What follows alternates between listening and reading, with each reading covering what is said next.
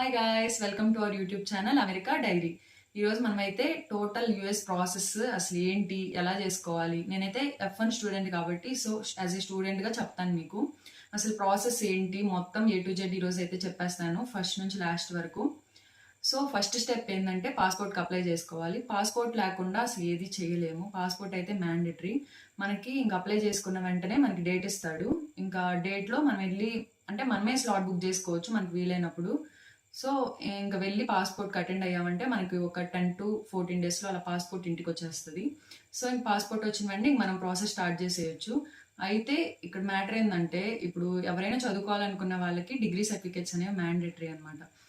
ఇప్పుడు ఏంటి, నువ్వు ఎంఎస్ ఆర్ ఎంబీఏ ఏదైనా చేయాలనుకున్నావు అనుకో, ఆఫ్టర్ అంటే ఏంటి డిగ్రీ తర్వాత నువ్వు ఏదైనా చేయాలనుకుంటే మనకు ఖచ్చితంగా 10th inter and degree certificates. ఒకవేళ నువ్వు డిగ్రీ చదివినట్టయితే 3 years ఆర్ బీటెక్ చదివినట్టయితే 4 years మార్క్స్ మెమోస్ అనేవి మ్యాండేటరీ అనమాట.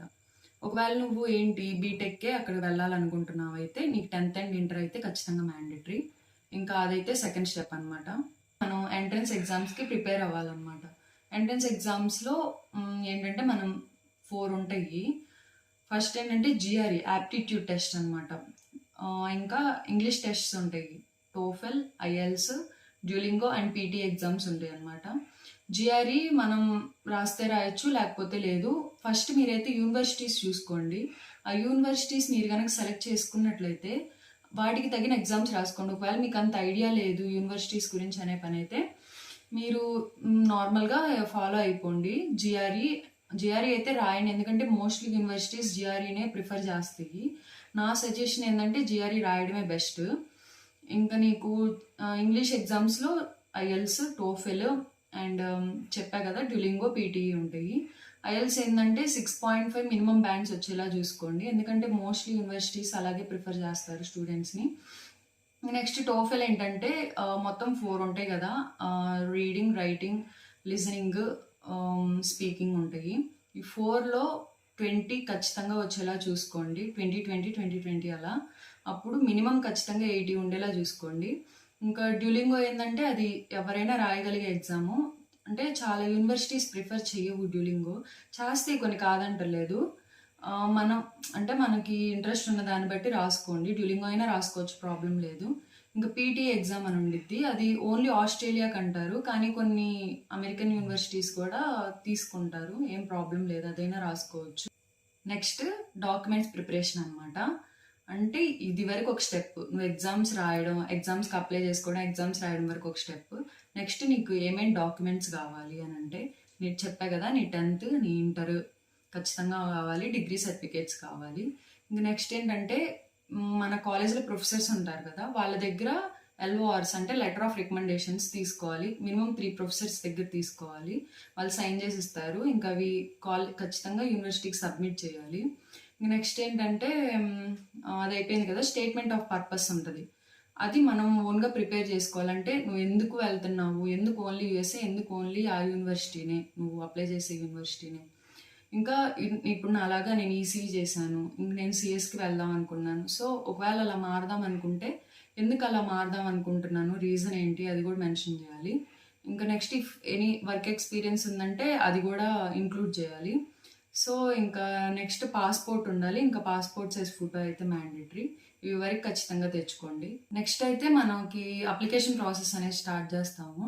ఏంటంటే కాలేజెస్కి అప్లై చేసుకోవడం స్టార్ట్ చేస్తాం అనమాట. ఇవన్నీ మనం ముందుగానే పక్కన పెట్టుకున్నామంటే మనకి టకటక కాలేజెస్కి అప్లై చేసుకోవచ్చు అనమాట.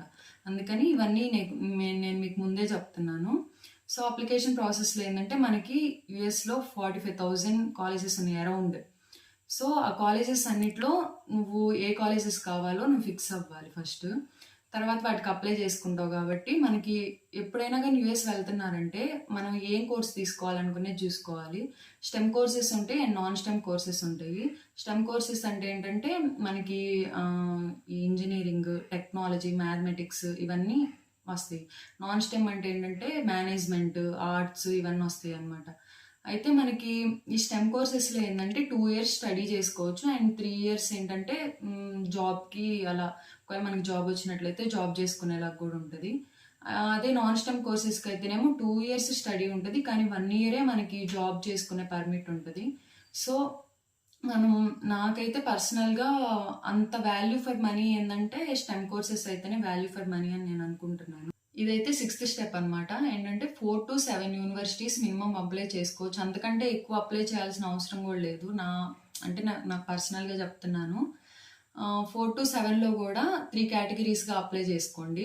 ఒకటి అంబిషియస్ యూనివర్సిటీ, ఒకటి పర్ఫెక్ట్‌గా సింక్రనైజ్డ్ యూనివర్సిటీ, అండ్ మనకి ప్రొఫైల్‌కి కొంచెం తగినట్టు. అంబిషియస్ అంటే ఏంటంటే మన ప్రొఫైల్ ఉంది దానికంటే కొంచెం హైగా ఉండే యూనివర్సిటీస్ అనమాట. వాటికి అప్లై చేసుకోండి. ఒక 2 అలా అప్లై చేసుకోండి. ఇంకా తర్వాత పర్ఫెక్ట్‌గా ఉండే అంటే మన ప్రొఫైల్‌కి మ్యాచ్ అయ్యేలాగా ఒక 3 యూనివర్సిటీస్ అప్లై చేసుకోండి. ఇంకా మిగిలినయి ఏంటంటే మన ప్రొఫైల్ కంటే ఖచ్చితంగా తీసేసుకుంటారు ఇంకా కాలేజ్ వాళ్ళు అనుకున్న వాటికి, మిగిలిన వాటికి అప్లై చేసుకోండి. సెవెంత్ స్టెప్ ఏంటంటే మనకి ఖచ్చితంగా మినిమం 3 ఆర్ 4 యూనివర్సిటీస్ అడ్మిట్స్ వచ్చేలా చూసుకోండి. ఇంకా వచ్చిన వెంటనే మనం ఇంకా వీసా ప్రాసెస్ అనేది ఇక్కడ నుంచి స్టార్ట్ అయ్యిద్ది అనమాట మెయిన్‌గా. ఇంకా I-20కి అనేది మనం అప్లై చేసుకోవాలన్నమాట. అది ఎక్స్‌ప్లిసిట్‌గా అప్లై చేసుకోండి I-20కి. అయితే ఈ I-20కి కావాల్సిన డాక్యుమెంట్స్ ఏందంటే పేరెంట్స్ అంటే మదర్ ఆర్ ఫాదర్ అకౌంట్‌లో ఒక 30-35 లాక్స్ మనీ ఉండేలాగా చూసుకోండి. అది తీసుకెళ్ళి కాలేజ్ వాళ్ళకి సబ్మిట్ చేయాలి ఖచ్చితంగా. అంటే స్టేట్మెంట్ ఆఫ్ పర్పస్ అనమాట. ఇంకా అఫిడవిట్ సర్టిఫికేట్ అని ఉండిద్ది. అంటే పేరెంట్స్ డిక్లరేషన్ ఫామ్ అనమాట. మా అంటే నా ఓన్‌గా నేను మా అమ్మాయిని ఇష్టపడుతున్నాను అని చెప్పి పంపియడం, సైన్ చేయాలి. ఇంకా అదైతే నెక్స్ట్ స్టెప్. అవన్నీ తీసుకొని I-20కి అప్లై చేసుకోవాలి. ఇంకా I-20 వచ్చిద్దనమాట. వచ్చిన వెంటనే దాంట్లో మీకు సెవీస్ ఐడి అని చెప్పి మెన్షన్ చేస్తాడు. అది యుఎస్ కాలేజ్ వాడు ఇస్తాడనమాట. అది ఇచ్చిన వెంటనే మీరేం చేస్తారంటే సెవీస్ ఫీజు కట్టాలి. అది అరౌండ్ $350 అలా ఉంటుంది. సో అది పే చేసేయండి. అది ఏంటంటే 1 year వ్యాలిడిటీ ఉంటుంది. 9th స్టెప్ DS-160 ఫామ్ అనేది ఒకటి ఉంటుంది అనమాట. అంటే దాంట్లో మన డీటెయిల్స్ అని everything A to Z pin to pin ఉంటుంది. అదంతా మనం ఫిల్ చేయాలి. సో జాగ్రత్తగా ఫిల్ చేసుకోండి. మనం తర్వాత మనీ పే చేయాల్సి వచ్చింది. Around I think $185. అది ఎందుకంటే మనకి ఫింగర్ ప్రింట్స్ తీసుకుంటారు కదా బయోమెట్రిక్ రోజు, దానికి ఇంకా మనని వీసా ఇంటర్వ్యూ చేసినందుకు ఈ రెండు కలిపి మనకు ఆ ఫీజు తీసుకుంటారనమాట. వాళ్ళకి మనం పే చేయాలి. సో ఆ DS-160 ఫామ్ అయితే నీట్గా ఫిల్ చేయండి. ఎందుకంటే రేపు మనని దాంట్లోనే కొన్ని క్వశ్చన్స్ కూడా అడగొచ్చు ఇంటర్వ్యూలో, చెప్పలేము. సో అదైతే జాగ్రత్తగా ఫిల్ చేయండి గైస్. మెయిన్ స్టెప్ ఏంటంటే మనకి ఇంటర్వ్యూకి కానీ బయోమెట్రిక్ కానీ స్లాట్స్ బుక్ చేసుకోవడం. ఇవైతే అసలు దొరకట్లేదు. స్టూడెంట్స్ అందరు చాలా కష్టపడుతున్నారు వీటి కోసం. సో మీరైతే జాగ్రత్తగా బుక్ చేసుకోండి. మొత్తం మనం స్లాట్స్ బుక్ చేసుకోవడానికి 5 ప్లేసెస్ ఉంటాయి. ఢిల్లీ, ముంబై, కోల్కతా, చెన్నై, ఇంకా హైదరాబాద్. ఈ ప్లేసెస్లో మీకు ఏది ఫ్లెక్సిబుల్గా ఉంటే అది చేసేసుకోండి. ఎంత ఫాస్ట్గా చేసుకుంటే అంత మంచిది. సో మనకి ఏరియాకి తగినట్టు కొన్ని క్వశ్చన్స్ అడుగుతారని అలా అనుకుంటారు. అంటే ఏంటి వాళ్ళు టఫ్గా అడుగుతారు, వీళ్ళు ఈజీగా అడుగుతారు అనుకుంటారు వీసాలో. అదేం ఉండదు గైస్. ఎక్కడైనా ఒకటే. ఎక్కడ అడిగేది అక్కడ అడుగుతానే ఉంటారు. కాకపోతే కొన్ని ప్లేసెస్కి ఎక్కువ మంది వెళ్తారు కాబట్టి అంత అనిపించదు అనమాట. ఎక్కువ మందిని సెలెక్ట్ చేసినట్టు ఉండిద్ది, కానీ అలా ఏం లేదు. సో స్లాట్స్ అయితే బుక్ చేసుకోండి. ఫైనల్ స్టెప్ స్లాట్స్ బుకింగ్ అంతా అయిపోయిన వెంటనే ఫస్ట్ బయోమెట్రిక్ పిలుస్తారు. బయోమెట్రిక్ వెళ్తారు. బయోమెట్రిక్ అంతా ఫింగర్ ప్రింట్స్ తీసుకుంటారు. అయిపోయి వస్తారు మీరు. వచ్చిన వెంటనే ఇంకా తర్వాత మీకు స్లాట్ ఉంటుంది, వీసా స్లాట్. ఇంకా దానికి వెళ్ళిపోతారు. ఇంకా అక్కడ మీకు వీసా ఇంటర్వ్యూ తీసుకుంటారు. సో సక్సెస్ఫుల్గా మీరైతే కంప్లీట్ చేస్తారు ఖచ్చితంగా. నాకు ఆ నమ్మకం ఉంది. సో ఇంకా అదంతా అయిపోయింది కదా వీసా. ఇంక నెక్స్ట్ మనం పాస్పోర్ట్ కలెక్ట్ చేసుకోవాలి. సో పాస్పోర్ట్ అనేది మనం ఇంటికైనా పెట్టుకోవచ్చు, లేకపోతే మనం వెళ్ళి కలెక్ట్ చేసుకునేలాగైనా పెట్టుకోవచ్చు. సో ఇంక పాస్పోర్ట్ కలెక్ట్ చేసుకుంటాము. ఇంకా హ్యాపీగా ఫ్లైట్ ఎక్కి వెళ్ళిపోవచ్చు.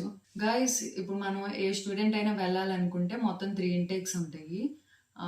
August intake, May intake and Jan intake ఉంటాయి. ఆగస్ట్ ఇంటేక్ అంటే ఫాల్ ఇంటేక్.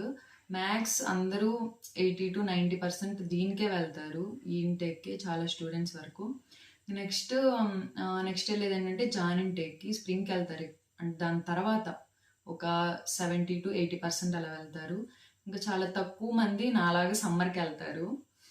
నాకు ఎందుకంటే ఇంకా తప్పలేదు. వీసా స్లాట్ ఏమో జాన్ 5th, జాన్ 8th ఏమో కాలేజ్కి రమ్మన్నారు. సో ఇంకా అందుకని తప్పలేదు, ఇంకా డిఫర్ చేసుకోవాల్సి వచ్చింది. సో ఇది గాయస్ టోటల్ ప్రాసెస్ అయితే ఇది. So all the best guys అందరికీ. అందరు సక్సెస్ అవ్వాలని మనస్ఫూర్తిగా కోరుకుంటున్నాను. బాయ్.